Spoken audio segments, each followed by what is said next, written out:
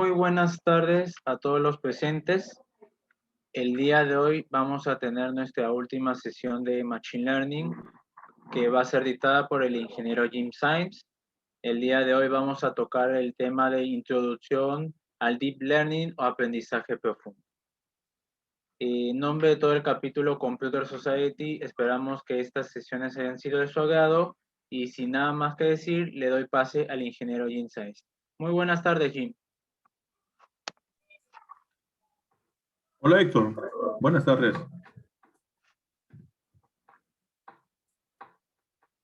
¿Qué tal? ¿Qué tal? ¿Cómo están? Ya estamos todos ahí para comenzar, ¿cierto? Sí. Ya, perfecto. Entonces, voy a compartir mi pantalla para comentarles un poco el tema de la dinámica. Es que voy a presentar unos videos, bien, que permiten de algún modo darles una introducción a lo que es el tema del desarrollo del Deep Learning.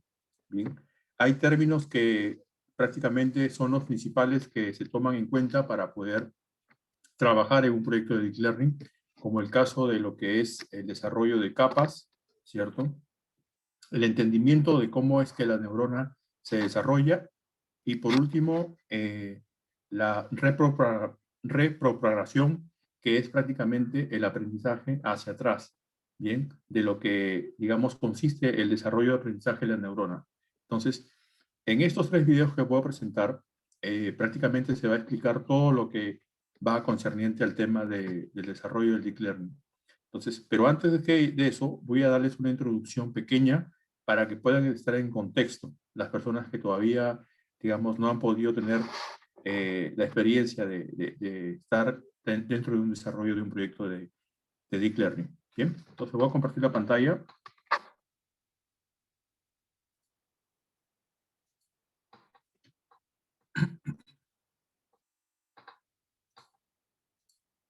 Me indican cuando ya estén viendo la pantalla, por favor. Sí se observa, Jim. Ya, perfecto. Entonces, en las sesiones anteriores, lo que estuvimos viendo fue prácticamente lo que es el Machine Learning, ¿cierto? En el caso, digamos, de dos clases, el supervisado y el no supervisado. Cada una de ellas tenía sus propios algoritmos que iban a ser desarrollados en base a la técnica que uno elegía, ¿cierto? Entonces, por ejemplo, supervisado teníamos clasificación y también el de regresión. Cada una de estas técnicas, a su vez, tiene un grupo de algoritmos que uno tiene que conocer para poder desarrollarlos.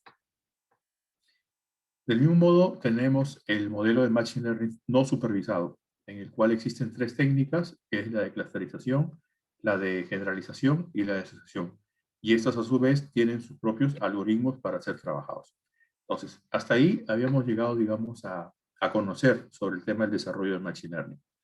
También aprendimos un poco el tema de cómo saber reconocer estos algoritmos, o en todo caso, estos casos, ¿cierto? Cuando nos presenten de repente la necesidad de desarrollar un proyecto de Machine Learning. Entonces, por ejemplo, toda la información que viene debidamente etiquetada, o sea, que las columnas estén debidamente nombradas, prácticamente el trabajo se llevaría por un caso de Machine Learning supervisado. Si la información no viene de algún modo, digamos, categorizada o las columnas vienen identificadas, entonces estamos trabajando bajo el caso de un Machine Learning no supervisado, ¿bien? Donde el trabajo es el reconocimiento de patrones en base a las características que esta información nos pueda devolver. Pero quedaba un tercer caso, que era el caso del Machine Learning reforzado, ¿sí? Entonces, como ustedes pueden ver acá, el reforzado también es conocido como prácticamente el desarrollo de neuronas, que en otras palabras también se le conoce como el Deep Learning. Entonces, este tipo de aprendizaje, que es prácticamente ya algo mucho más evolucionado que los dos anteriores, ya conlleva a que la máquina, digamos, ya comienza a actuar en base a un procesamiento de aprendizaje de algún modo voluntario, ¿cierto? Por el mismo algoritmo. Entonces, como que se va de algún modo llenando de eventos y en base a esos eventos, la aplicación comienza, digamos, a tomar ya sus propias decisiones. Bien, Entonces, es como que a medida que él va recibiendo más información o se va recibiendo más, digamos, casuísticas o eventos de lo que uno lo puede ir alimentando, en base a información, a datos, este algoritmo va tomando cierto aprendizaje que de algún modo se va viendo como si fuera ya un aprendizaje natural. Bien, como cuando nosotros comenzamos a aprender de repente primero las operaciones matemáticas, ¿cierto? Luego comenzamos ya a operar esas operaciones matemáticas y por último, ya cuando conocemos la base, ya podemos de algún modo comenzar a realizar otro tipo de cálculos, pero si recordamos, todos esos cálculos se reducen a sumas, restas, multiplicaciones o divisiones. Bien, entonces, pero ya estamos en un nivel más elevado donde no solamente es una multiplicación de 2 por 4. Entonces, del mismo modo, manteniendo la analogía, uno puede llegar a ver que este tipo de aprendizaje ya prácticamente es mucho más evolucionado. Entonces, de por sí conlleva a la creación de lo que se conoce como una neurona, que es desarrollar unas capas de aprendizaje para que la aplicación pueda, de algún modo, descomponer la información y de ahí comenzar a aprender por cada una de esas descomposiciones para finalmente llegar hacia un resultado.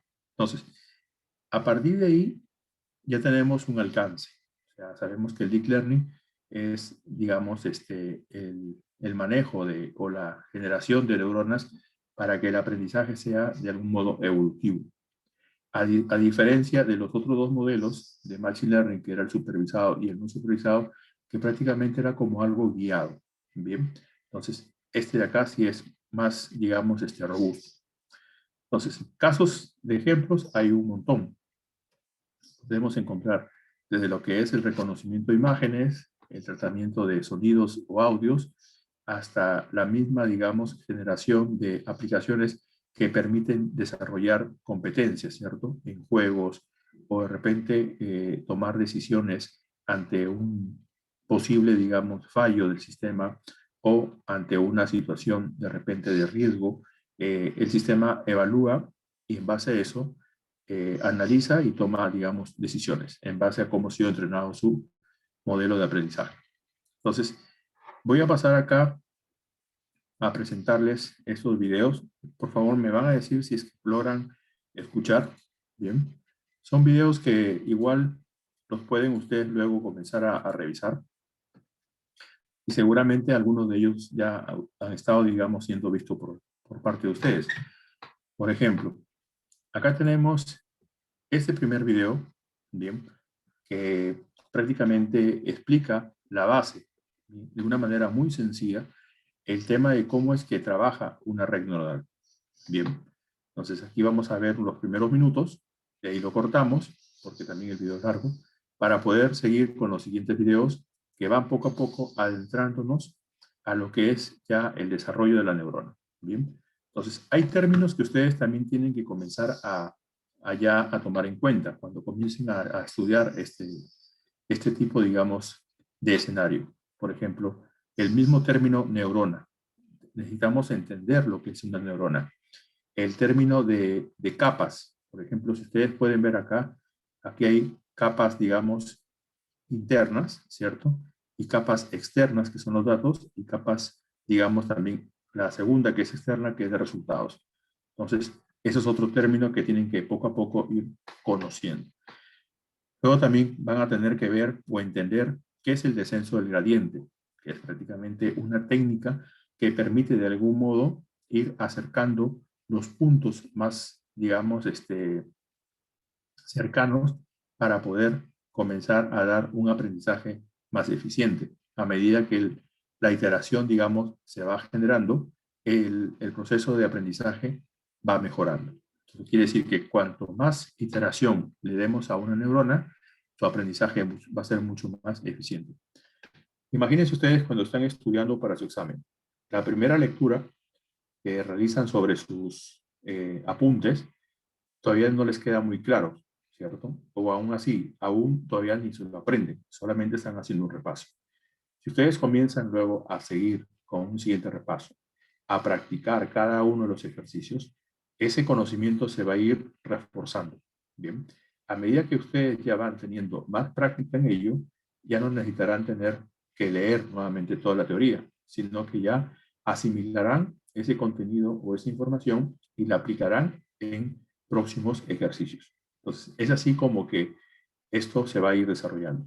Entonces, pero técnicamente nosotros no nos damos cuenta cómo es que procesa el cerebro todo este tipo de aprendizaje. Ya cuando tenemos que llevar a crear una neurona artificial, tenemos que conocer las técnicas, tanto científicas y matemáticas, que permiten el desarrollo del aprendizaje de la neurona artificial. Y eso, de algún modo, también nos lleva a que necesitamos conocer sobre las funciones del descenso del gradiente. Bien. Entonces, hay un video también para ello, en la cual vamos a ir explicando con calma, ¿cierto? Entonces, comencemos con el primer video, que es la explicación de lo que es una neurona. Por favor, me dicen cuando, si es que logran escuchar. Voy a comenzar a hacer una prueba. No se escucha, Jim. Ya. Bien, vamos a ver cómo se genera aquí el compartir con audio. Acá está. Machine Learning, la cual ha tenido un grandioso impacto en los últimos años. Nos han ayudado a generar cosas como chatbots que cuando platicamos con ellos nos hacen pensar que son humanos. Ahora sí se escucha. De manera autónoma. Entonces, para que después podamos desarrollar aplicaciones usando la neurona, está conectada a varias. Entonces, podamos y cómo aprender.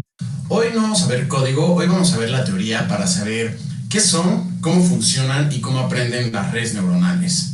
Las redes neuronales son una rama de Machine Learning la cual ha tenido un grandioso impacto en los últimos años. Nos han ayudado a generar cosas como chatbots que cuando platicamos con ellos nos hacen pensar que son humanos, hasta los coches que se manejan de manera autónoma.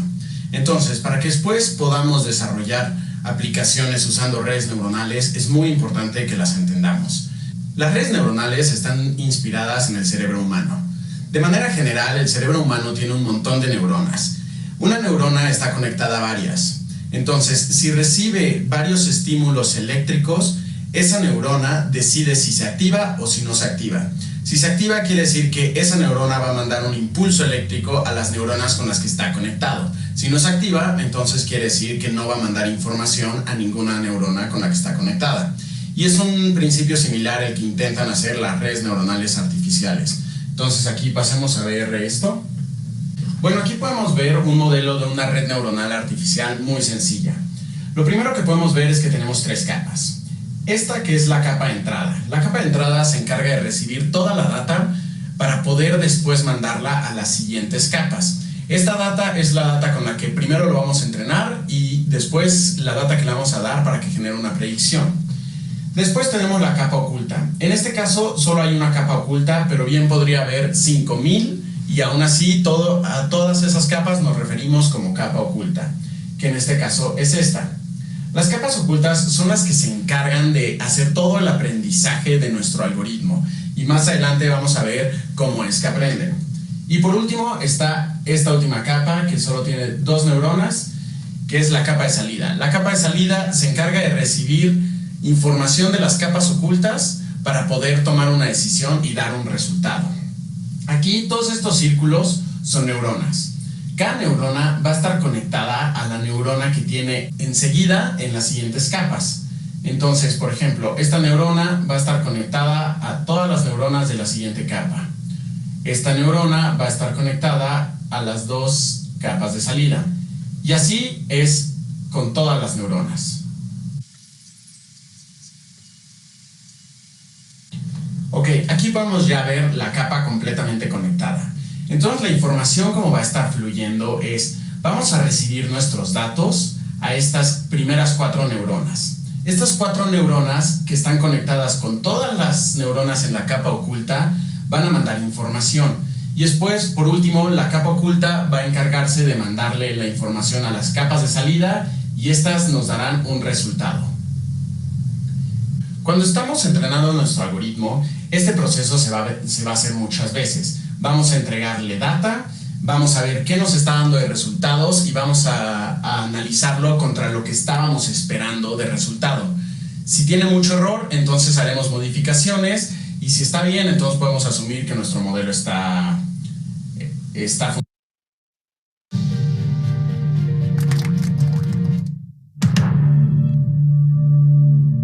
funcionando. Para entender cómo funciona una neurona, aquí tenemos un ejemplo de solo una neurona. Esta neurona recibe entradas de todas las neuronas que están en la capa pasada. En este caso, digamos que son 3. Y nos genera una salida. Aquí, cada conexión que tiene la neurona trae un valor X, que es el valor que nos está mandando la neurona pasada, y un valor W. W es el peso que tiene esta conexión. El peso es un valor el cual nos ayuda a darle mayor importancia a una conexión sobre otras. Entonces, aquí podemos ver que cada conexión tiene X y tiene W. Tiene X y tiene W. Y también vamos a tener un valor que se llama bias o sesgo. El bias es un número el cual fomenta que ciertas neuronas se activen con mayor facilidad que las otras. Y contamos con una función de activación dentro de la neurona. Entonces, ¿cómo sabe la neurona si se tiene que activar o no? Es decir, si tiene que mandar información a las siguientes capas o no mandar nada. Pues bueno, todo esto se rige con la siguiente ecuación. Cada neurona primero va a sacar la sumatoria de todos los pesos multiplicados por todos los valores de X que está recibiendo de la capa pasada. Entonces, en este caso, tomaría la multiplicación de esta X con esta W y se lo sumaría al resultado de esta X con esta W y se lo sumaría al resultado de esta X con esta W. Ya que tenemos todo esto, se le suma el bias. Entonces, aquí, ya que tenemos este resultado, esto se manda a una función de activación, lo cual está representado aquí con esta línea. La función de activación básicamente es una función que dice, si el resultado de esta ecuación es mayor a cierto número, entonces voy a mandar señal a mis siguientes capas. Si es menor, entonces no voy a mandar nada a las siguientes capas. Entonces así es como una neurona decide si manda información o no a las siguientes neuronas por medio de esta salida Y, que esta salida Y eventualmente se va a convertir en la entrada X de la siguiente neurona. Bien, entonces ahí prácticamente en este primer video hemos visto prácticamente varios términos, ¿cierto? Primero, teniendo que manejamos una capa de entrada, ¿sí? Luego manejamos una capa de intermedia o la capa oculta, y por último la capa de salida. Entonces, prácticamente cada una de las capas está conformada por una o varias neuronas, ¿bien? Y estas neuronas, a su vez, se van comunicando con las neuronas de las otras capas y mantienen, digamos, una relación de una a muchas neuronas, ¿cierto? En el tema de relacionamiento. Entonces, ¿qué quiere decir esto? Por ejemplo, si yo tengo acá datos de entrada que pueden ser valores numéricos, por ejemplo, pueden ser 2, pueden ser, acá puede ser el 6, acá puede ser el 10, el 7, bien. Nosotros podemos acá determinar en base a unas operaciones de repente para que la neurona aprenda y al final determine si el valor va a ser de repente un número real o un número, digamos, o de repente un número par o un número impar. Bien, entonces, eso podría ser un procedimiento para determinar que la neurona aprenda a ver si es que el número que estoy ingresando es par o impar, por ejemplo. Entonces, ¿cómo sería el proceso? Tendríamos que ingresar los números, bien, en este caso vamos a ingresar 4 valores numéricos. En esta parte de acá iniciaría el proceso de aprendizaje, ¿cierto? En el cual va a ir determinando de repente en base a cálculos que se puede determinar en el modelo para ver si es que este número va a ser impar o par. Y por último, tenemos acá las salidas, ¿cierto? La capa de salida, que puede ser todo lo que lleva a valores pares, y todo lo que lleva al valor impar. ¿Ya? Asimismo, otro término que escuchamos acá es el tema del peso. Bien, entonces tenemos el valor y tenemos un peso. Ese peso lo va a ir determinando las funciones por las cuales, digamos, se trabaja internamente dentro del desarrollo de la neurona. Entonces, al mismo tiempo también tenemos el factor de activación, que en la clase anterior se habló sobre el tema de ReLU, sigmoid, TANS, bien, que son factores de activación que permiten que las neuronas puedan responder a la capa siguiente. Bien, entonces, ese factor de activación va a estar trabajando en la capa intermedia o la capa oculta. Bien. Entonces, ahí hay otro punto al cual también tenemos que comenzar a estudiar, ¿cierto? El tema del peso, el bias y el factor de activación de la neurona. Entonces, ¿qué más podemos encontrar por acá? Hasta ahí tenemos este primer avance, este primer concepto. Si tienen alguna consulta o duda, por favor, la pueden hacer.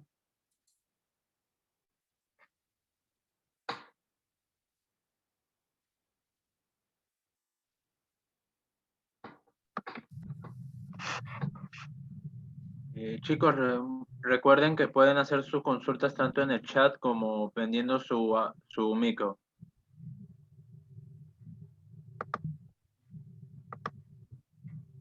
Bien, entonces, no hay consultas, pasamos al siguiente tema, ¿cierto? Que es entender ahora un poco la parte interna de la neurona.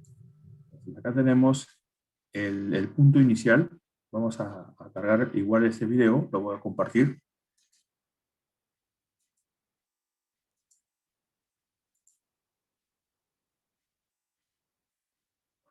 A ver.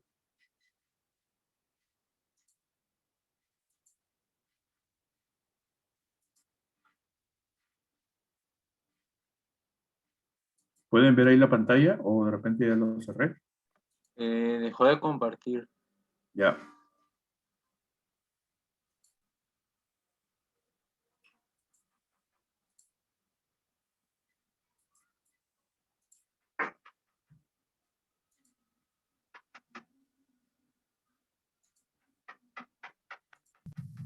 Ahí está. Bien.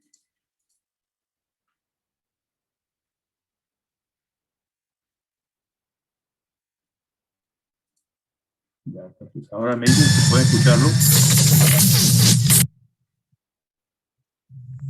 Redes neuronales. Ya, ya conozcas o no sobre el campo de la inteligencia artificial, posiblemente te hayas cruzado con este término en alguna ocasión.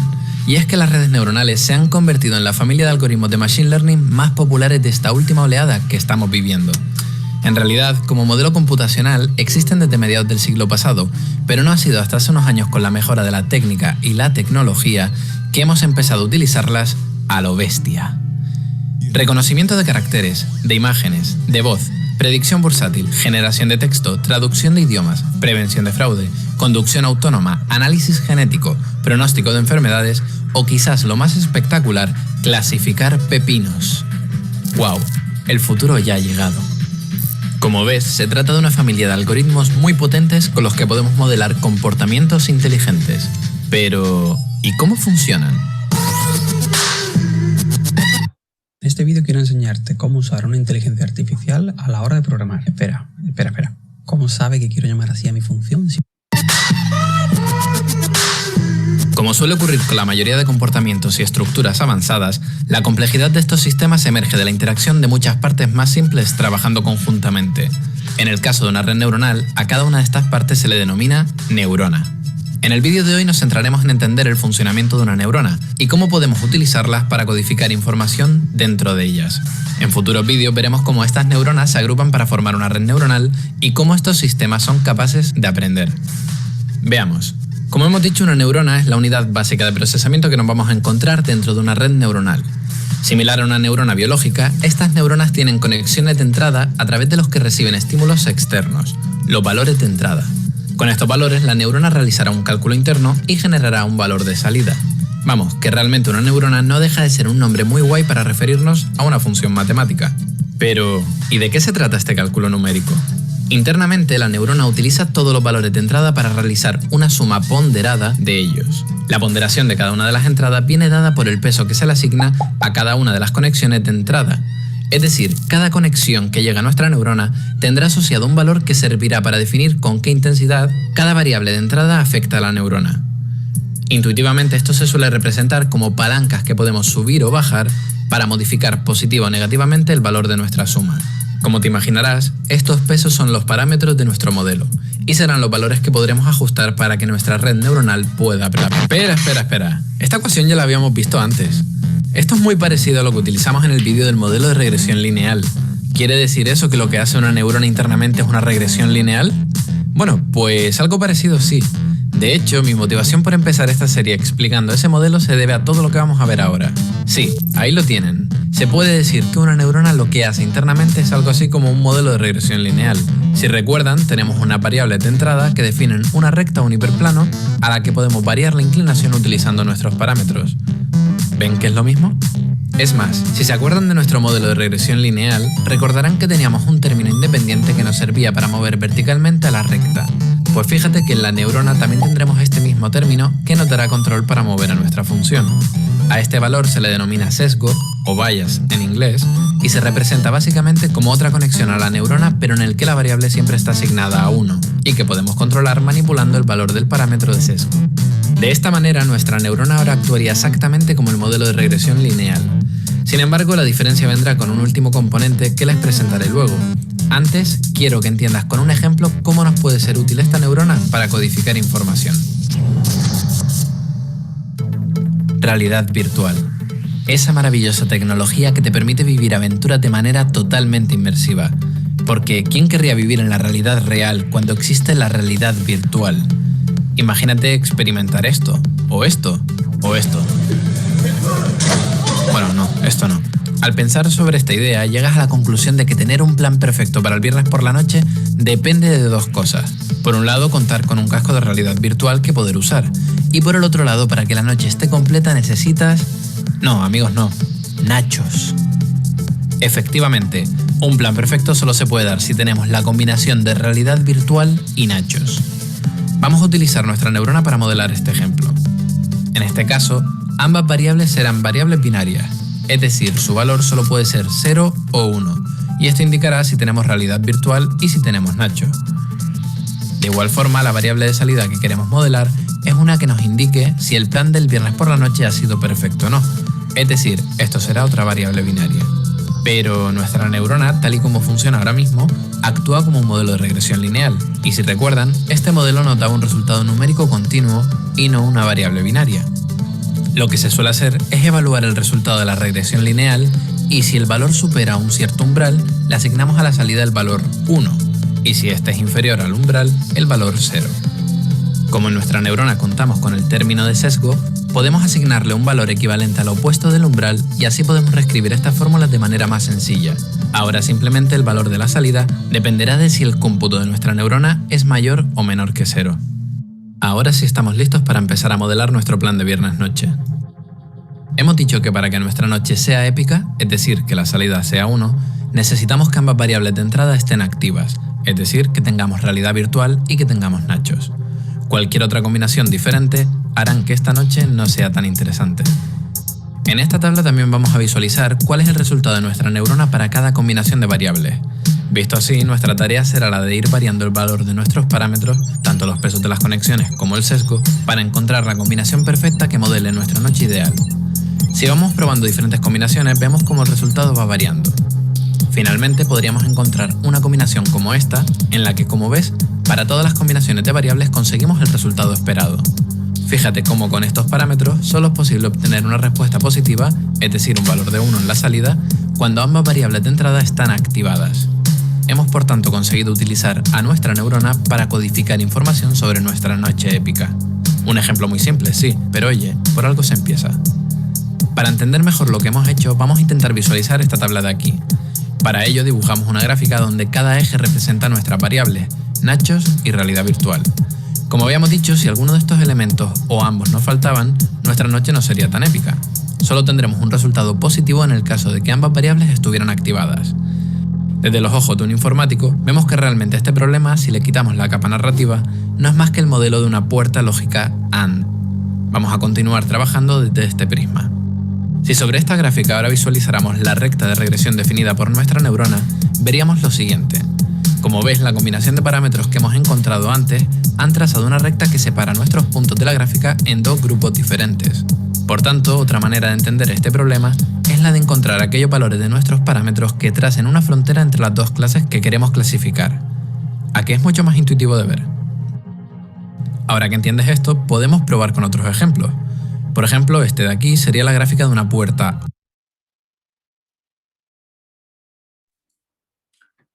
Bien, en este video lo que permitió, digamos, prácticamente entender es cómo la neurona, digamos, se va de algún modo desarrollando, ¿cierto? Y qué factores o variables en este caso, digamos, se van tomando en cuenta. Y al mismo tiempo también dio un concepto muy, muy importante que al final de todo es una función, ¿cierto? O sea, ustedes tienen valores que son las X y al momento de procesarlas, o sea, de meter esas variables en una función, ustedes consiguen el resultado que es la variable Y. Entonces, imagínense cualquier función que conozcan ahora, en el cual al momento de procesarla, prácticamente les va a devolver un resultado.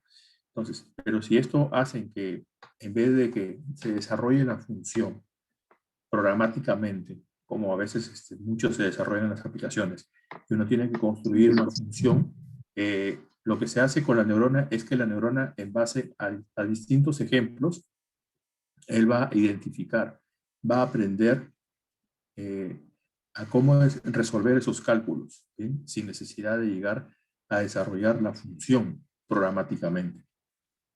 Entonces, el trabajo del algoritmo es llegar en base a la cantidad de datos que le vamos pasando, él va a ir identificando la forma de cómo resolverlo y luego llegar hacia una respuesta. Cuando lleguemos a la respuesta correcta, eso quiere decir que ya la neurona aprendió a deducir en base a sus datos de entradas, a procesarlos y a tener un resultado. Bien. ¿Preguntas hasta ahí, por favor? ¿Consultas?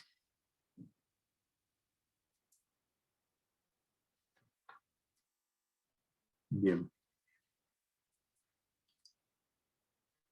Y en este ejemplo de acá, que es el que permite de algún modo entender cómo es que la neurona, digamos, hace su procesamiento de aprendizaje, que es a través del backpropagation, ¿bien? Que es un aprendizaje hacia atrás, o sea, es como que va determinando o confiando o evaluando los datos por los cuales los datos orígenes, ¿cierto? O sea, como cuando uno hace, por ejemplo, una identificación de verdad, para saber si una persona está diciendo la verdad, uno trata de comenzar a hacerle preguntas y que de algún modo va regresivamente, digamos, llegando hasta el origen de todo, ¿cierto? Entonces es como para poder identificar si es que en realidad lo que está diciendo es verdad o no. Entonces eso se conoce como el backpropagation, en el cual tenemos el resultado, ahora necesitamos ver cómo es que se consiguió ese resultado. Entonces ese es otro término, otro tema que también aplica dentro del desarrollo de las redes neuronales, el backpropagation.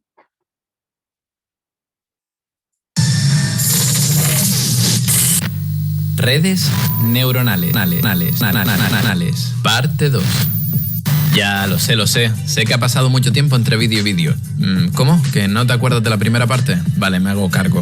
Repaso rápido. A ver, recuerda, en la primera parte nos centramos en entender qué era una neurona artificial, componente básico dentro de una red neuronal. Vimos cómo matemáticamente una neurona se definía como una suma ponderada de sus valores de entrada y cómo esto se equivalía al modelo de regresión lineal. Hablamos de nachos y de realidad virtual. Sí, en serio. Y con esto planteamos un ejemplo en el que comprobamos que el uso de una neurona podría modelar la información de una puerta AND, y lo visualizamos. E hicimos lo mismo con una puerta OR y con una puerta SHOR.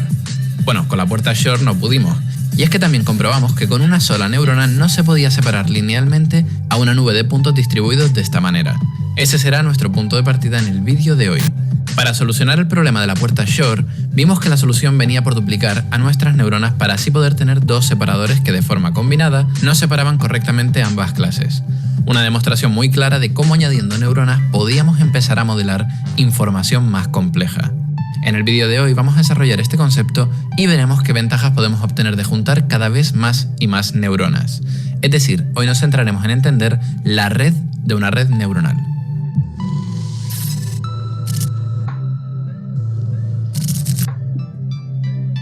Empecemos a juntar neuronas. Si te lo planteas, hay dos formas diferentes de organizar a estas neuronas de aquí. Una manera sería colocarlas en la misma columna, o llamado de forma más correcta, en la misma capa. Como se puede ver, dos neuronas que se encuentran en la misma capa recibirán la misma información de entrada de la capa anterior y los cálculos que realicen los pasarán a la capa siguiente. A la primera capa, donde están las variables de entrada, se le denomina capa de entrada, y a la última, capa de salida. A las capas intermedias se le denominan capas ocultas. Vale, de momento parece sencillo, ¿no? Pero no nos quedemos solo con eso. Como nos gusta hacer en este canal, vamos a intentar entender de forma intuitiva qué es lo que ocurre cuando colocamos a las neuronas de una manera u otra. Como hemos dicho, cuando colocamos dos neuronas de forma secuencial, una de ellas recibe la información procesada por la neurona anterior.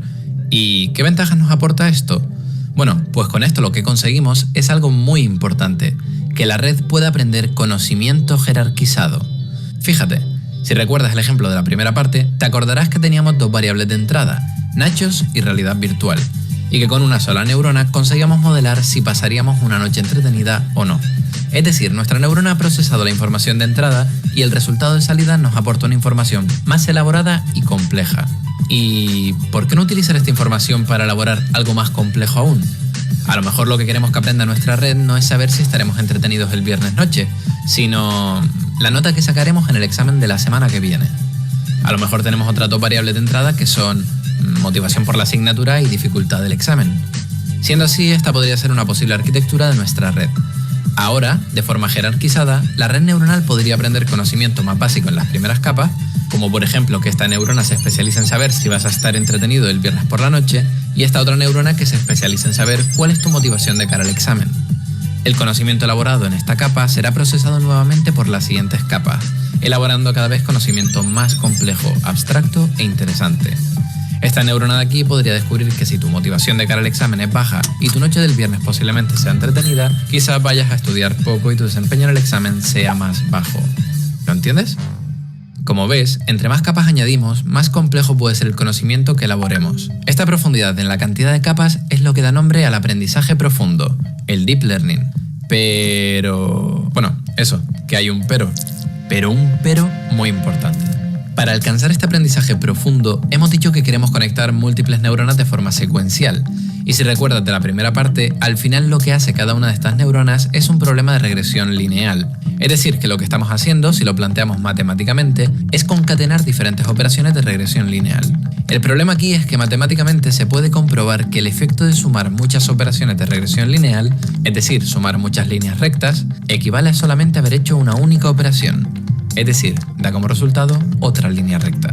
O visto de otra manera, tal y como está planteada la red de momento, hace que toda la estructura que queríamos conseguir colapse hasta ser equivalente a tener una única neurona.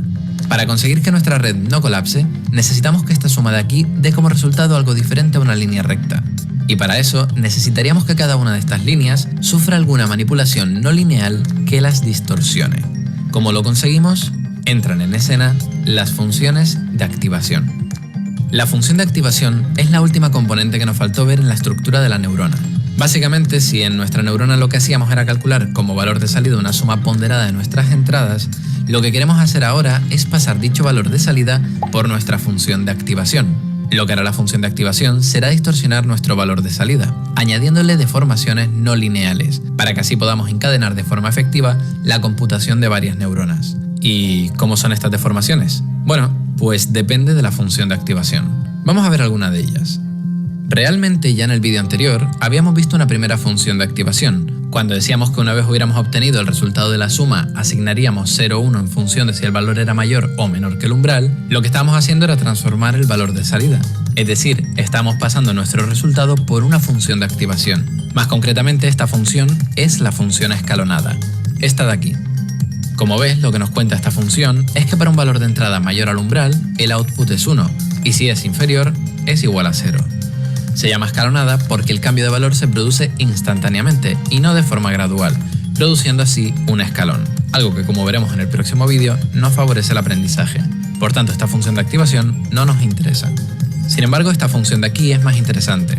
Esta es la función sigmoide, y como vemos, la distorsión que produce hace que los valores muy grandes se saturen en 1 y los valores muy pequeños se saturen en 0.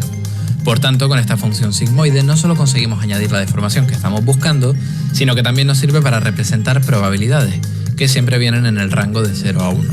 Similar a esta tenemos también la función tangente hiperbólica, cuya forma es similar a la sigmoide, pero cuyo rango varía de -1 a 1. Y finalmente, otro tipo de función de activación muy utilizada es la unidad rectificada lineal, ReLU para los colegas, que básicamente se comporta como una función lineal cuando es positiva y constante a 0 cuando el valor de entrada es negativo. Cada una de estas funciones, además de aportar la no linealidad que estamos buscando, también ofrecen diferentes beneficios dependiendo de cuándo las utilicemos. Temario que queda para otro vídeo aparte. Al añadir estas deformaciones no lineales, damos por solucionado el problema de poder encadenar varias neuronas. Como no quiero que me creas, sino que realmente lo entiendas, vamos a ver un ejemplo. O bueno, mira, realmente ya llevo hablando un rato, así que mejor lo buscas en internet y yo creo que me voy a echar un rato al sofá, a ver qué echan en la tele.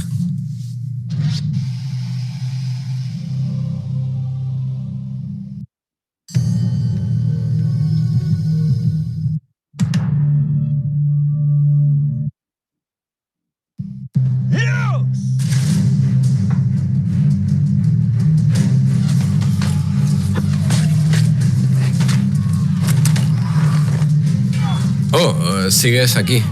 Bueno, quizás te estés comiendo algún spoiler de Juego de Tronos. Estamos en el punto este de la batalla con Jon Nieve, en la que están rodeados, pero bueno, luego todo al final sale bien y se largan volando en águilas para destruir el anillo y... Bueno, yo qué sé, no soy Dayo Script, ¿vale? Pero, madre mía, qué batalla. Es decir, están completamente rodeados. Todos estos de aquí son los malos y estos de aquí son los buenos. Vaya movida. Por cierto, ahora que me fijo, ¿y si quisiéramos salvarlos usando una red neuronal? ¿Qué? No me mires así. No te olvides que esto no deja de ser un canal sobre inteligencia artificial. Mira, vamos a aplicar toda la teoría que hemos visto en el vídeo para intentar separar estas dos nubes de puntos. Quizás este ejemplo te parezca muy tonto, pero en la realidad este mismo problema podría ser el de clasificar en una imagen qué células son cancerígenas y cuáles no.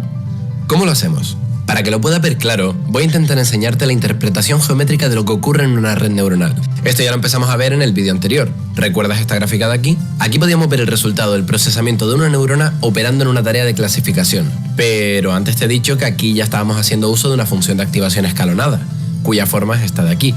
¿Y cómo podríamos ver geométricamente el efecto de esta función de activación en nuestra gráfica? ¿Dónde se esconde? Pues fíjate bien, aquí está. Efectivamente, el efecto de la función de activación es el de distorsionar el plano generado por la neurona. Toda la geometría de este plano distorsionado que sea superior a este plano de aquí pertenecerá a un grupo, en este caso en verde, y lo que quede debajo pertenecerá al otro grupo en rojo. ¿Y cómo sería esta misma figura si hubiéramos utilizado las otras funciones? Pues aquí lo puedes ver. Como ves, podemos encontrar en la silueta del plano la forma original de nuestras funciones de activación. Aún así, fíjate que de momento en los tres casos nuestra frontera no deja de ser una línea recta, debido a la intersección de la figura geométrica con el plano. Entonces, si solo conseguimos una línea recta, ¿cómo podemos encontrar una frontera curva que pueda solucionar este problema? Esto lo vamos a solucionar aprovechando que gracias a las funciones de activación, ahora ya podemos encadenar varias neuronas al mismo tiempo. Una posible solución al problema sería la siguiente. Vamos a colocar en la primera capa oculta de nuestra red una neurona con una función sigmoide. Como ya eres capaz de reconocer, la función sigmoide tiene esta forma de aquí, y en realidad su forma la podemos ir variando según ajustamos los parámetros de nuestra red. Podemos ver que cambiando los parámetros podemos conseguir incluso cambiar la orientación de la figura, y esto nos puede servir. En vez de una sola neurona vamos a colocar 4, y cada una de ellas con una orientación diferente. Si te fijas, con una nueva neurona podemos construir la combinación de estas 4 figuras geométricas de aquí, obteniendo como resultado una superficie plana con un bulto en medio. Esta figura es la solución a nuestro problema, porque como se puede ver, la intersección del plano con esta montaña produce la frontera circular que estábamos buscando. Nuestro problema de clasificación está resuelto y Jon Nieve y sus amigos están salvados. Con este ejemplo espero haberte convencido de que las redes neuronales son capaces de... Bien, entonces aquí prácticamente también se ve un poco la explicación de los factores de activación, ¿cierto? Eso en la página que presenté en la clase anterior es, digamos, de algún modo resuelto de esta forma. Por ejemplo, vamos a estar por aquí. Vamos a ver dónde está esta página.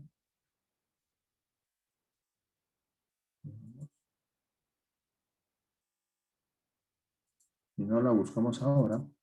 Si tienen alguna pregunta, consulta, les voy presentando la página. Bien, acá ustedes pueden, a través de este simulador, pueden, digamos, hacer pruebas del uso de lo que hemos visto en estos 2 videos o 3 videos. Por ejemplo, acá tenemos vamos a resolver el ejemplo del caso. Este era, ¿cierto? El del ejemplo del video. Están cercados, los puntos rojos son los enemigos y los puntos azules son los amigos.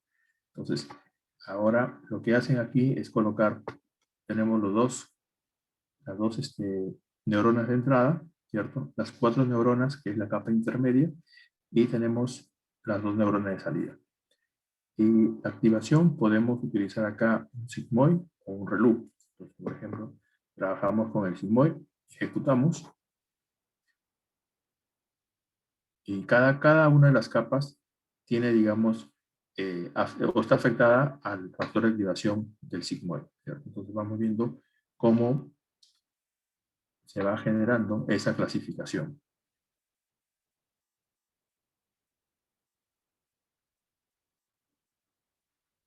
Bien. Si se dan cuenta, prácticamente hemos conseguido clasificar todos los puntos azules y hemos dejado, digamos, a lo exterior todos los puntos rojos.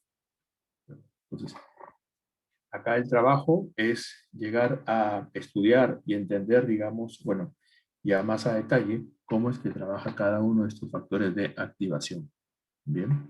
Y también hay que ver si es que en nuestra capa, digamos, oculta, cuántas neuronas son las que deberíamos comenzar a procesar para que nuestro modelo sea el más óptimo, digamos, en su resolución, ¿cierto? Ahora, en base, digamos, a todos estos videos teóricos en los cuales nos han ido dando mucha información, podemos también ir viendo de que los datos van a ser como un referente para la cantidad de neuronas que va a tener, digamos, mi capa de entrada. Entonces, por ejemplo, si yo tengo 2 valores o 2 datos, se va a trabajar con la capa de entrada con 2 neuronas. Cada dato está en una neurona. En la capa intermedia, dependerá mucho en base al análisis que nosotros tengamos que determinar para poder colocar el número de neuronas y asimismo también relacionarlo con el factor de activación, ¿cierto? Y por último, en lo general, a veces la cantidad de neuronas que se utilizan en la capa de salida son casi la misma, digamos, que se utiliza en la capa de entrada. Entonces, esa es una regla que varía, ¿sí? Y depende mucho del análisis. No hay algo exacto en el cual te diga que para un determinado, digamos, escenario debes tener tantas neuronas como ya una regla. No es así. Uno tiene que ir ya poco a poco evaluando, determinando, digamos, y relacionándolo con distintos factores de activación para determinar el caso más óptimo. ¿Bien? Entonces, esta herramienta es súper interesante. Si no la tienen, la voy a compartir acá en el chat. ¿Bien? Acá me dicen si es que la pueden, digamos, revisar. En esta parte de acá también voy a colocar 2 videos para que puedan ya con calma de repente revisarlos uno a uno. Tenemos esto acá.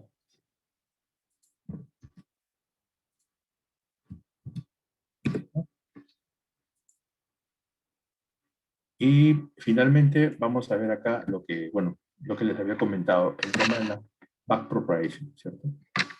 Veamos. Estas son capaces de modelar información compleja. Primero estudiamos el funcionamiento de las neuronas y cómo las podíamos usar para resolver tareas de regresión o clasificación muy simples. A partir de ahí vimos cómo podíamos juntar muchas de estas neuronas para crear una estructura más compleja, una red neuronal, con la que podríamos modelar información mucho más elaborada. Y no solo nos quedamos ahí, sino que también visualizamos geométricamente lo que esto significaba e incluso jugamos con una red neuronal para ganar más intuición. Bueno, ¿y ahora qué? Pues mira, hemos construido una herramienta con la que, variando sus parámetros, podemos resolver problemas complejos de clasificación o regresión. Pero claro, esto va de inteligencia artificial, el machine learning. Aquí no queremos ser nosotros quienes tengamos que ajustar los parámetros de la red neuronal, sino que sea la propia red la que aprenda por sí sola a partir de los datos. Hoy vamos a ver cómo una red neuronal realiza su aprendizaje automático. Pero para eso tenemos que movernos hacia atrás. Bienvenidos a 1986.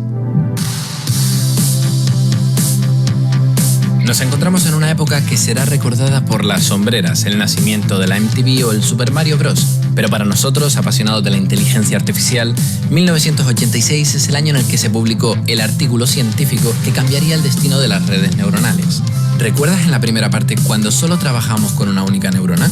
Esta única neurona por sí misma puede considerarse como un tipo muy simple de red neuronal. Y de hecho, esta unidad lógica era la precursora de las redes neuronales actuales, un tipo de red que se conocía desde los años 50 con el nombre de perceptrón. En los primeros años de vida del perceptrón se creyó que este sería el algoritmo que resolvería una gran variedad de problemas, aunque pronto se hizo evidente algunas de sus importantes limitaciones. Como ya hemos visto anteriormente, esta arquitectura de una única neurona solo es capaz de resolver problemas lineales, siendo necesario juntar más neuronas para poder abarcar problemas no lineales más complejos. Y aquí está el problema. Y es que el algoritmo de aprendizaje automático que se venía utilizando para entrenar al perceptrón no era extensible a otros tipos de redes más complejas. Es decir, queríamos redes neuronales, pero no sabíamos cómo entrenarlas. Fue tal la repercusión de este problema que tras publicarse el libro Perceptrons de Minsky y Papert, donde se mostraba matemáticamente las importantes limitaciones del perceptrón, hubo un corte repentino en la financiación de proyectos de inteligencia artificial, y más específicamente en aquellos relacionados con los sistemas de redes neuronales. Un periodo de más de 15 años conocido como el invierno de la inteligencia artificial. Por suerte, después de un duro invierno siempre viene la primavera, y en este caso veríamos florecer de nuevo la investigación en inteligencia artificial con la publicación de un trabajo que volvería a dar popularidad a las redes neuronales. El trabajo, firmado por Rammelhart, Hilton y Williams y basado en otros avances en diferenciación automática, mostraría experimentalmente cómo usando un nuevo algoritmo de aprendizaje se podría conseguir que una red neuronal autoajustara sus parámetros para así aprender una representación interna de la información que estaba procesando. Vamos, justamente lo que estamos buscando. El nombre de este algoritmo, backpropagation. La importancia de este algoritmo es clave dentro de la arquitectura de una red neuronal, y por eso hoy nos vamos a centrar en entender exactamente cómo funciona. Posiblemente más de uno que ya conozca este algoritmo esté pensando, uff, ya estamos de nuevo con esa parte en la que la teoría se vuelve engorrosa y llena de fórmulas. Tranquilo, en el vídeo de hoy solo nos centraremos en entender cuál es la intuición detrás de este algoritmo, y ya después en la siguiente parte veremos cómo las fórmulas no esconden ningún misterio. No solo eso, la buena noticia, ya tenemos parte del trabajo hecho. ¿Recuerdas el vídeo del descenso del gradiente? Si no lo has visto aún, es parada obligatoria. Como recordatorio, con el descenso del gradiente conseguíamos una estrategia perfecta para ajustar los parámetros de, bueno, en su momento una regresión lineal. El truco que usábamos era el de evaluar el error del modelo en el punto en el que nos encontrábamos y calcular las derivadas parciales en dicho punto. Con esto obteníamos un vector de direcciones que nos indicaba la pendiente de la función, hacia donde el error se incrementaba, lo que se llama el gradiente. Y con eso nos movíamos en la dirección contraria. Así teníamos una forma por la cual iterativamente podríamos ir reduciendo el error del modelo como si la altura de una montaña se tratase. ¿Te acuerdas?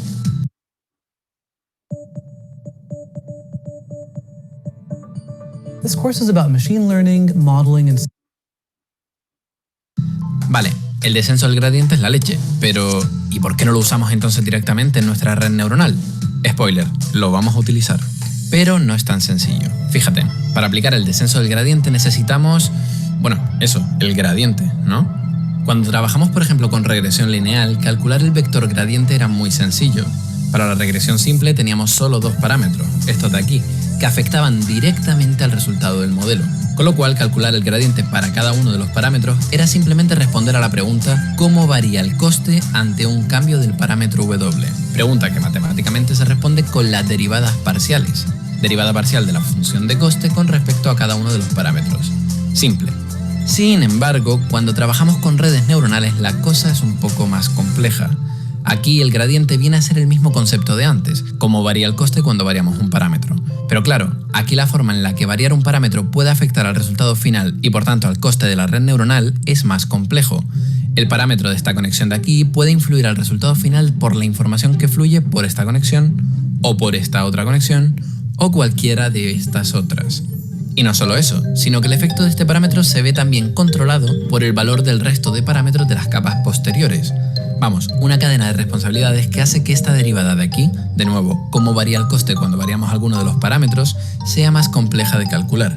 ¿Y quién es la que nos va a dar ese valor? Efectivamente, el algoritmo de backpropagation. Es decir, al igual que hacíamos antes, utilizaremos el descenso del gradiente para optimizar nuestra función de coste, haciendo uso de la técnica de backpropagation para calcular el vector de gradientes dentro de la complejidad de la arquitectura de la red neuronal. ¿Lo entiendes? Perfecto. Coffee break. Un agricultor en Colombia cosecha granos de café siguiendo un proceso que él ha elegido. Esos granos son enviados a una de las muchas fábricas en las que se tuestan, muelen y envasan el café. Después los paquetes de café de la compañía X viajarán a diferentes puntos de venta, que se encargarán de desplegar una estrategia de marketing para hacer que el cliente, yo, me decida comprar justamente esa marca. En casa me prepararé una taza de café que me dará el chute de energía necesario para inspirarme en producir exactamente este trozo de vídeo. Un vídeo que finalmente será consumido por ti, con la esperanza de que entiendas su contenido y lo que te quiero enseñar. Para que así tú, en tu satisfacción de sentirte autorrealizado por haber aprendido un nuevo concepto de Machine Learning, me premies dándole a like a este vídeo. ¿Pero qué cojo? ¿Un dislike? ¿En serio? ¿Pero qué ha pasado aquí? Vale, calmémonos. Lo que acaba de suceder es que tú, al dar dislike, has generado una fuerte señal de error. Vamos, has penalizado el trabajo que yo he hecho. ¿Y de quién es la culpa? ¿Tuya por no haberlo entendido bien o mía por haber hecho el vídeo mal? ¿O quizás ha sido la taza de café que no me ha dado la energía suficiente? Quizás me equivoqué a comprar ese café y no otro, y de ser así, ¿quién tiene la culpa? ¿El que ha hecho el café, la distribución, la fábrica? Bueno, como ves aquí lo que hemos dibujado es una cadena de responsabilidades que se puede asemejar a una red neuronal, donde cada nodo es una neurona especializada en una tarea determinada. El vídeo lo podríamos ver como el resultado de salida de nuestra red y la evaluación que tú das como nuestra función de coste. Si al yo ver que has generado dicha señal de error tan fuerte, quisiera intentar que no se volviera a producir, una estrategia inteligente a seguir sería la de analizar toda la cadena de responsabilidades que ha afectado al resultado. Si de repente encontramos una neurona que haya tenido influencia en el error obtenido, entonces deberemos de responsabilizar a dicha neurona con parte de ese error. Y aquí está la clave. Este análisis de cuánta responsabilidad tiene cada neurona tiene sentido hacerlo hacia atrás, desde la señal de error hacia las primeras capas. Esto tiene sentido hacerlo porque en una red neuronal el error de las capas anteriores depende directamente del error de las capas posteriores. Es decir, si por ejemplo vemos que en el mal resultado del vídeo no depende mucho si la calidad del café es buena o mala, entonces el error de las fases previas a esta, por ejemplo los efectos de cosechar mal el café, también deberán de afectar poco al error final. Si por el contrario el café sí es responsable del error, entonces sí que habría que analizar las responsabilidades que las fases previas tienen en la posterior calidad del café. Con esto vemos cómo existe una lógica que podemos explotar para determinar qué parte de culpa tiene cada neurona en el resultado final, mediante la retropropagación de errores. Lo bueno es que siguiendo esta estrategia de ir hacia atrás, también estamos trabajando de forma eficiente. Fíjate, si comenzamos a analizar la cadena de responsabilidades hacia atrás, desde la señal de error, nuestra primera parada sería la última capa. Como hemos dicho, en función de cuánto se haya implicado cada neurona en generar el resultado final, podremos responsabilizar a cada una de estas neuronas de un porcentaje del error. En este caso, si asumimos que durante toda la fase de creación del vídeo he tomado principalmente del café X, entonces la mayor responsabilidad de ese error recaerá en el café X. Así que de esta manera podemos hacer un reparto de dichos errores. Ese será el error de la neurona y será lo que utilizaremos principalmente para calcular cuánto hay que modificar cada parámetro en dicha neurona. Lo interesante es que una vez hemos imputado los errores a las neuronas de dicha capa, podemos proceder a repetir el mismo proceso de antes como si este fuera el error final de nuestra red. Es decir, asumiendo que esta es nuestra nueva última capa. Así, aplicar backpropagation es operar siempre de forma recursiva capa tras capa, moviendo el error hacia atrás. Gracias a esto, cuando lleguemos a la primera capa, habremos obtenido cuál es el error para cada neurona y para cada uno de sus parámetros, solamente propagando una única vez el error hacia atrás, lo cual hace de este algoritmo una estrategia muy eficiente. En serio, quizás parezca trivial, pero antes de existir backpropagation, el cálculo de la responsabilidad de cada neurona en el resultado se hacía siguiendo una estrategia de fuerza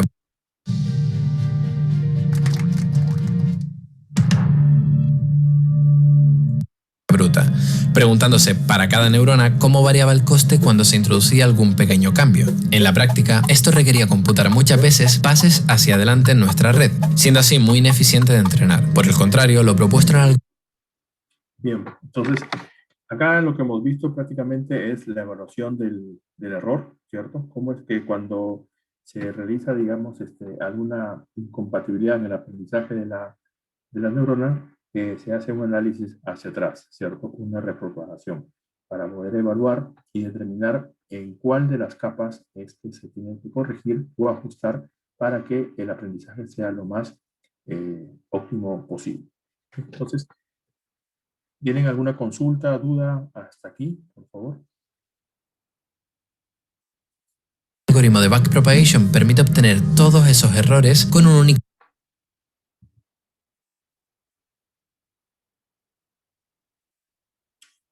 El video no sé si lo habréis compartido. Sí se está compartiendo, Jim. Sí, ya, lo dejé también el enlace en el chat. Creo que no, lo voy a dejar ahora. Eso no. Ya, ahí está. Ahí acabo de dejar, digamos, el último video. Bien. Entonces, a todos digamos, este detalle de información que ustedes ya lo pueden ir viendo con calma, les va a dar un marco de trabajo, ¿cierto? Un marco de estudio para que puedan conocer e indagar cómo es que se van preparando para el desarrollo de un proyecto de Machine Learning. Aparte de eso, tengo también estas láminas, ¿bien? Que les permite a cada uno de ustedes identificar los tipos de algoritmos, ¿cierto? O las formas que hemos estado viendo en las gráficas. Por ejemplo, el famoso perceptron, que era el trabajo con una sola neurona, ¿bien? Y así como el perceptron, hay otros tipos de neuronas que poco a poco se pueden ir conociendo y también se pueden ir de algún modo determinando en qué casos se usan. Bien, hay algoritmos que se utilizan para lo que es el reconocimiento de imágenes, el otro que es reconocimiento, digamos, de sonidos, bien, o temas de aprendizajes en base, digamos, ya a temas de control de, por ejemplo, como tipo Siri o Cortana, que prácticamente ya tienen una interrelación casi humana, ¿cierto? En base al aprendizaje que uno le va dando y puede compartir, digamos, conocimiento o de repente ser como un agente virtual inteligente que contesta a casi la mayor cantidad de preguntas que le formulemos. Bien. Entonces, estas láminas creo que también se las compartí. Si no, se las comparto otra vez. Bien. Para que puedan ustedes ahí tener a la mano este tipo de información. Vamos a ver por acá. Ahí está. Y por acá, solamente aquí hacerles recuerdo que para poder trabajar con este tipo de entorno de neuronas, si lo quieren trabajar con Anaconda, tienen que tener instalado la librería del Keras y TensorFlow. Bien, por ejemplo, acá tengo Keras. No lo utilizo seguramente. Entonces, ustedes tienen que trabajar bien con Keras, que es la librería del Deep Learning, ya preparada para poder, digamos, relacionarlo con el desarrollo del TensorFlow. O también pueden trabajar con la librería de TensorFlow. Bien, entonces, el tema es que cuando trabajan ustedes con la librería TensorFlow también trae su propio, digamos, Keras. Y muchos de los ejercicios que ustedes van a tener que desarrollar o conseguir a través de Internet como ejemplos, van a poder, digamos, van a estar relacionados a usar Keras de TensorFlow. ¿Sí? Entonces tengan mucho cuidado cuando descarguen ejercicios y vean qué tipo de librerías utilizan. la librería Keras o la librería de TensorFlow, que trae, digamos, Keras incluido. Luego, por acá, tenemos, si no me equivoco, a ver, vamos a ver dónde está.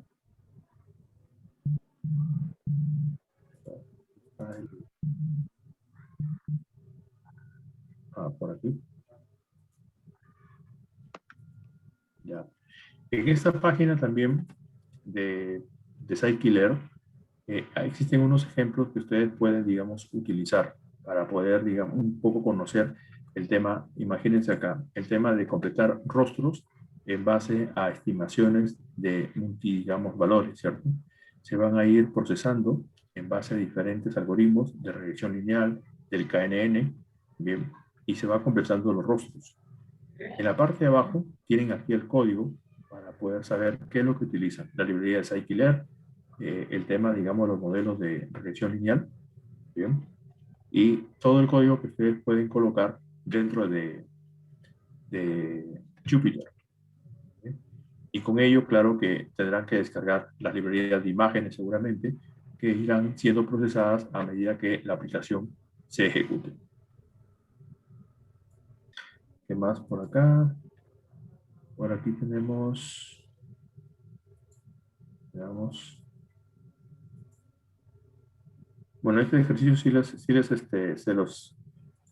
los presenté, ¿cierto? Era el tema de poder trabajar con Notebook, la creación del reconocimiento de imágenes, y en la parte de arriba estaban las líneas que permitía, digamos, crear las capas. ¿Bien? Por ejemplo, hay 128 imágenes y son 128 neuronas que trabajo en la capa de entrada. ¿Bien? Utiliza aquí el factor de activación que es ReLU, y como capa de salida tiene 62. Bien, entonces, en este caso, bueno, no, la capa intermedia tiene 62 neuronas. ¿Ya? La de salida se maneja con esta misma cantidad que se define en la capa de entrada. Esto de acá, bueno, indica el tamaño que se configuró cada una de las imágenes, ¿cierto? 30 por 30. Entonces, una vez que ustedes tienen definido, en este caso, el modelo en la cual la neurona se crea a través de la librería de Keras, ya pueden, digamos, comenzar luego con el procesamiento, el entrenamiento y, por último, digamos, la presentación de la predicción de esa imagen, ¿cierto? Bien, si no hay preguntas o dudas. Chicos, ¿alguna duda, pregunta? Consulten con total confianza.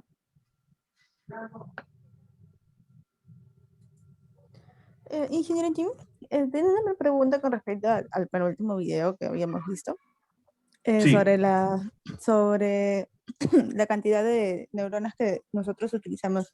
En algunos casos ya existe un determinado número en ciertos procesos, o depende de cómo uno lo va creando. Sí, depende mucho cómo uno lo va definiendo. Por ejemplo, en este caso nosotros tenemos los datos de entrada, ¿cierto? Que pueden ser los valores que tú tienes para que imagínate, estos son los valores que tú tienes que dar al valor, a la variable X, ¿ya? Entonces, tú tienes dos valores que vas a ir probando cuando X sea igual a 6, por ejemplo, y cuando X sea igual a 5. Bien. Si todo esto tú lo llevas a una función, que es prácticamente lo que es la capa intermedia, esto vendría a ser tu f de x. Bien, entonces el x1, que vale 5, va a tener que entrar en este procesamiento de esta función, y una vez que se resuelva esa función, vamos a ver, la función puede ser una ecuación cuadrática, una ecuación, digamos, que tú determines para realizar el cálculo. Al final, todo esto te va a devolver un resultado que sería el Y. ¿Ya? Lo que no se determina es el número de neuronas que va en la capa oculta que vas a utilizar. Bien, o sea, de acá no hay una regla específica para poder saber o recomendarte y decirte, mira, siempre utiliza 4 neuronas o siempre utiliza 2 neuronas. sino lo que tienes que hacer es primero comenzar a desarrollar tu proyecto con al menos una neurona y ver si es que con eso llegas a cubrir el resultado, viendo, en este caso, el número de valores que se pierden. Bien, para eso este valor de acá tiene que ser muy bajo para determinar si es que con una neurona basta. Si aún así, cuando termina el procesamiento, este valor de pérdida de valores es muy alto, entonces incrementa una neurona más. Bien, ojo, que al momento que estás incrementando una neurona más, también tu nivel de cómputo se está aumentando. Bien, entonces tampoco hay que abusar mucho con el número de neuronas porque vas a necesitar mayor nivel de cómputo. Ahí hay dos puntos. El tercer punto es el tema del factor de activación. Al momento que estudies cada uno de estos factores de activación, vas a poder, digamos, entender de repente si es que digamos, la forma como varía esa activación si llega a cubrir el escenario donde tiene que llegar a hacer la clasificación o predicción, ¿cierto? Entonces, de repente, con una neurona solamente llega a cubrir, por ejemplo, vamos a quitar acá, mira, dejamos una neurona, estamos en el ejemplo, estamos en sigmoid, ¿bien? Si yo ejecuto esto, vamos a ver qué resultado obtenemos con una sola neurona en el ejercicio que resolvimos, era de clasificar los puntos azules, ¿sí? Que en el video era como determinar, colocar, digamos, la identificación de enemigos y amigos, ¿cierto? Con una sola neurona solamente identificamos que hay una clasificación lineal, ¿bien? Entonces, no sé por cuánto tiempo más necesitarás esperar ahí para que puedas, digamos, ver si es que en realidad vas a poder conseguir la clasificación de los puntos azules. Entonces, hasta ahí tenemos ¿cuánto? Tenemos de un 0.4 de test, digamos, de valores perdidos, o sea, como que es muy alto también este valor de salida, y en una neurona no me está ayudando mucho. Aumentamos a 2 neuronas, bien, para ver si es que con eso conseguimos algún tema de diferencia para la segmentación o clasificación. Fíjate que ahora ya se está viendo algo diferente, ¿cierto? Estamos tratando de conseguir ahí cómo el plano, en base al sigmoid, se va acomodando y de algún modo va permitiendo la clasificación de los puntos centrales. Pero aún así, todavía no conseguimos, digamos, ese resultado. Entonces, todo dependerá mucho primero del estudio que tengan ustedes referentes al factor de activación. Bien, y la información que tienen ustedes como entrada y lo que esperan, digamos, resolver. Para eso, previamente han debido también conocer qué función es la que de algún modo resuelve eso matemáticamente el resultado, ¿cierto? Entonces, es una función matemática, pero no van ustedes a pasar esa función matemática a la neurona, sino que la neurona, en base a los datos que ustedes ingresan, va a comenzar a procesar y encontrar una solución. Internamente, seguro, habrá escrito la función que ustedes habían pensado hacer, pero no es que ustedes le pasan la función, sino no tendría razón, digamos, de que la neurona trabaje, ¿bien? Sino que la neurona va a comenzar a procesar esos dos datos y en base, digamos, a lo que se espera que como resultado, se va a ir acondicionando con la capa, digamos, intermedia o capa oculta.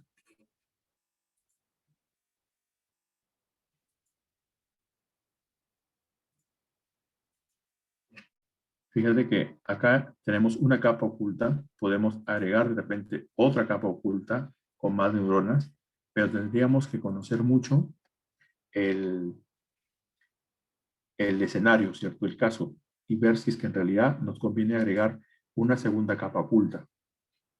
Cada uno de estos impacta en el tema de tu nivel de procesamiento o nivel de cómputo.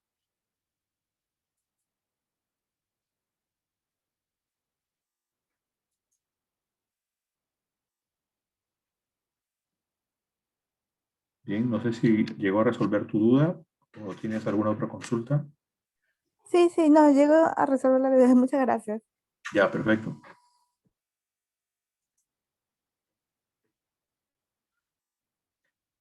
¿Alguna otra consulta?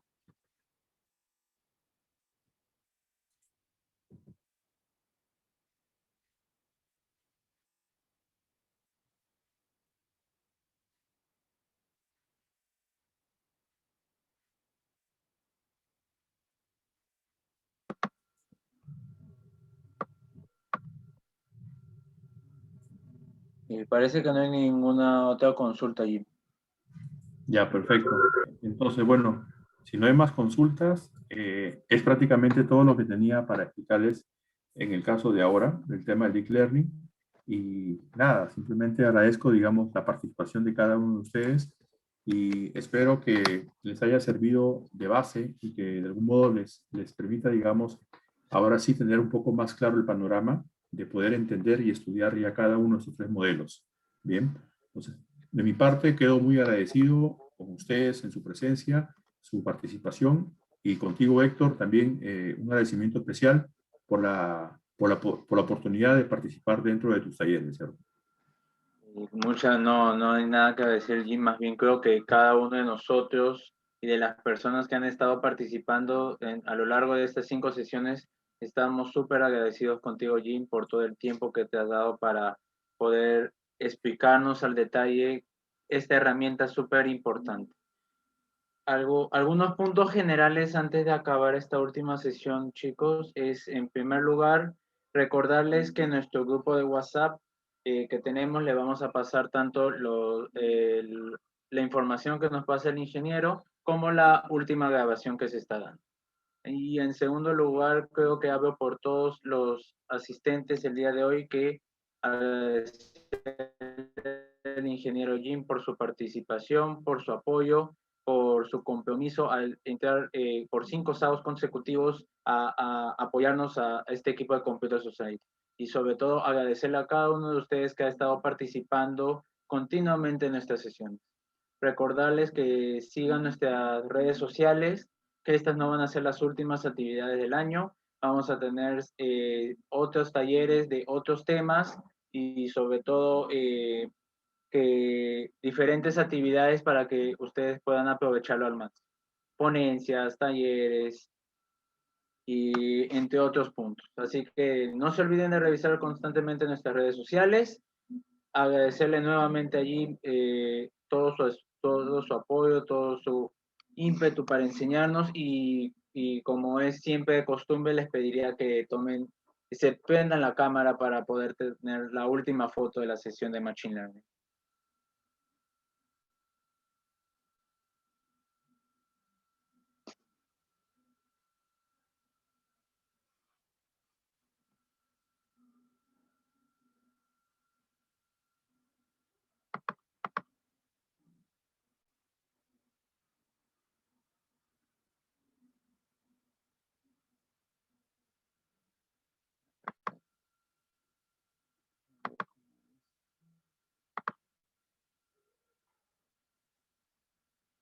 Ya. Creo que nadie más va a prender la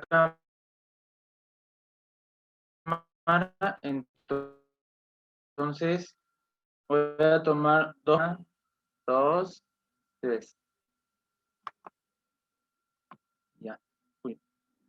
Ya, esa es una. Deme un segundo para guardarlo. Ya, listo. Y la segunda. 1, 2, 3. Listo. Nuevamente agradecerles a cada uno de los participantes del día de hoy por su asistencia, por su compromiso y no se olviden de revisar nuestras redes sociales que no son las últimas actividades del año. Sin nada más que decir, agradecer a todo el equipo de Computer Society por todo el apoyo y no sé si el ingeniero Jim tiene unas últimas palabras que decir. Sí, más que todo agradecerles a cada uno de ustedes y también les he dejado ahí el enlace para que puedan participar en la comunidad, donde comparto mucha información sobre inteligencia artificial y en pocos días voy a estar participando en un evento de Latinoamérica de Microsoft para lo que es la presentación de de Azure, Inteligencia Artificial para Latinoamérica. Bien, están cordialmente invitados, es completamente gratuito el evento, pueden inscribirse ustedes en el enlace para que puedan, digamos, también ser partícipes de otros expositores que están a nivel de Latinoamérica y también de parte de Microsoft, compartiendo mucha información. Bien, y en México estaré el día 19 participando en el EI Night, que es un evento, digamos, de speakers, donde podremos compartir todas las experiencias sobre desarrollo de inteligencia artificial. Bien, entonces los espero ahí. Si tienen consultas o dudas, por favor, háganlas saber dentro de la comunidad. Bien, muchas gracias y que tengan un bonito fin de semana y nos estamos viendo. Bien, cuídense bastante. Muchísimas gracias, chao. Cuídense Muchas bastante. gracias, ingeniera. Muchas Cuídese. Muy bien, gracias. chao, chao. Chao, chao. Ingeniero.